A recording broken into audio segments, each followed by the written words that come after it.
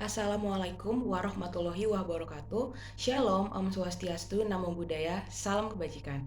Perkenalkan, saya Ovelia Audrey Rondang Girsang dengan NIM 231161120.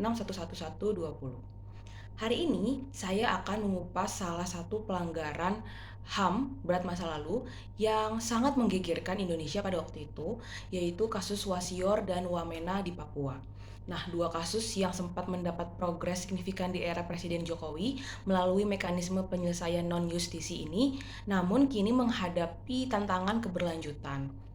Pertanyaan yang sering muncul di publik adalah, apakah mekanisme non-justisi yang fokus pada pemulihan hak korban tanpa proses pengadilan terhadap pelaku sebenarnya hanya melanggengkan impunitas saja?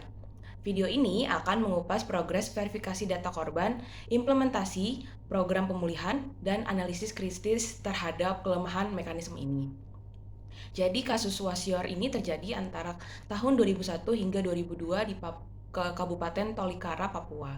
Nah, peristiwa ini tuh melibatkan dugaan pembunuhan, penganiayaan, dan perampasan kemerdekaan oleh personel TNI terhadap warga adat Papua. Nah, menurut dokumen resmi, lebih dari 20 warga sipil tewas dalam peristiwa ini, termasuk ada tokoh masyarakat yang ditolak haknya untuk berbicara. Kasus Wamena ini juga muncul pada 2003, juga di wilayah Papua Tengah.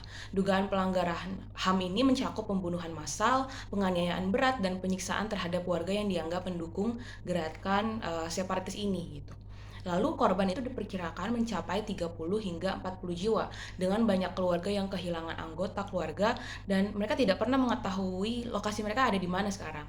Kedua kasus ini masuk dalam kategori pelanggaran HAM berat karena melibatkan pembunuhan di luar proses hukum. Penyiksaan sistematis, penghilangan orang secara paksa, perbuatan yang merendahkan derajat kemanusiaan. Wah, kejam banget ya. Lalu pada tahun 2022, Presiden Jokowi mengeluarkan Keputusan Presiden Nomor 17 Tahun 2022 tentang pembentukan Tim Penyelesaian Non-Yudisial Pelanggaran HAM Berat Masa Lalu. Wasior dan Wamena menjadi salah satu kasus prioritas yang masuk dalam tim ini. Mengapa Papua? Karena wilayah ini memiliki dua kasus pelanggaran HAM berat yang paling banyak teridentifikasi dalam Kepres tersebut. Nah, menurut Letnan Jenderal TNI Purnawirawan Kiki Syahnari, anggota tim penyelesaian HAM non-yudisial. Mari kita lihat progres nyata apa yang akan terjadi di era Bapak Presiden Jokowi. Tahap pertama dari penyelesaian non-justisi ini adalah verifikasi data korban. Ini adalah suatu fondasi paling krusial karena data korban menjadi kunci untuk menentukan program pemulihan yang tepat. Pada tahun 2022, tim penyelesaian non-yudisial mulai melakukan verifikasi di tanah Papua. Menurut anggota tim Letjen TNI Kiki Syahnari ini, proses ini melibatkan pemerintah daerah Tolikara dan Papua Tengah, TNI, dan Polri sebagai pihak yang diduga terlibat. Lembaga agama juga termasuk seperti gereja, lembaga adat Papua, dan juga keluarga korban sebagai narasumber utama. Lalu apa saja sih yang diverifikasi? Yang pastinya identitas korban, yaitu nama, usia, alamat, dan hubungan keluarga, kronologi kejadiannya seperti apa, detail peristiwanya seperti apa, dan dampak apa yang dirasakan. Yang pastinya adanya hilangnya anggota keluarga ya, juga ada trauma psikologis, kehilangan harta, dan juga kebutuhan pemulihan seperti beasiswa, rumah, dan rehabilitasi medis. Berdasarkan data resmi dari Kemenkokumham, IMIPAS pada Juli 2025, proses verifikasi untuk Wasior dan Wamena ini tuh telah mencapai tahap 24 korban terverifikasi dengan dokumen pendukung dan juga 31 terverifikasi untuk korban Wamena yang terdapat 8 keluarga yang kehilangan lebih dari satu keluarga. Nah, ini tuh sebenarnya merupakan progres signifikan dibandingkan era sebelumnya, di mana kedua kasus ini hampir tidak pernah bergerak, tidak ada progres pada tahap penyelidikannya. Nah, pemerintah bahkan menggelar rapat koordinasi pada Juli 2025 sebagai tindak lanjut dari Instruksi Presiden Nomor 2 Tahun 2023 tentang pelaksanaan rekomendasi penyelesaian non-yudisial ini. Nah, pada rapat ini itu menegaskan komitmen pemerintah untuk melanjutkan program meskipun masa jabatan Jokowi itu kan berakhir pada Oktober 2024. Namun tantangan utama itu ternyata muncul di mana adanya keterbatasan dokumen dari keluarga korban yang tidak memiliki bukti tertulis. Trauma yang masih menghantui korban juga membuat mereka sulit bercerita. Kehadiran pelaku yang sulit dikonfirmasi karena banyak yang sudah meninggal atau pindah gitu ya. Meski demikian, data korban yang sudah terverifikasi ini menjadi kunci untuk implementasi program pemulihan berikutnya. Berdasarkan data resmi dari Kemenkokumham, program pemulihan untuk korban Wasior Wamena itu cukup banyak, mencakup 4 pilar utama, yaitu ada beasiswa, di mana anak korban yang masih sekolah mendapat beasiswa penuh hingga perguruan tinggi. Totalnya ada 17 penerima beasiswa dari keluarga korban Wasior Wamena. Lalu juga biaya mencakup SPP, buku, dan juga transportasi. Selanjutnya juga bantuan rumah layak huni, di mana perlu ada rekonstruksi rumah bagi korban yang kehilangan tempat tinggal, yaitu ada 9 rumah baru yang telah dibangun di Tolikara dan Papua Tengah. Dan juga mereka memiliki 3 kamar, dapur, dan sanitasi yang layak pastinya. Lalu juga bantuan tali asih, di mana bantuan tunai langsung kepada keluarga korban sebesar 25 juta per keluarga untuk korban yang meninggal dunia, dan juga 10 juta untuk korban yang masih hidup keluarganya namun terluka.